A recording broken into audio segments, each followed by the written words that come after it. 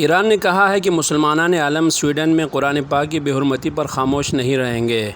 اسلام آباد میں ایرانی کلچر سینٹر کے جاری کردہ ایک اعلامیہ کے مطابق یہ بات Islamic culture and relations organization Iran کے سربراہ محمد مہدی ایمانی پور نے ایک مذمتی بیان میں کہی۔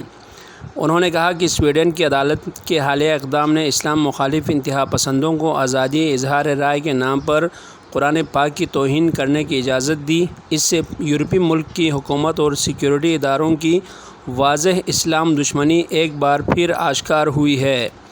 انہوں نے کہا کہ حیرت کی بات یہ ہے کہ جہاں سویڈش حکام نے آزادی اظہار رائے قرار دیا ہے، وہیں اس جارحانہ اور ناقابل برداشت عمل کے خلاف احتجاج کو آزادی اظہار کی خلاف ورزی قرار دیا جا رہا ہے۔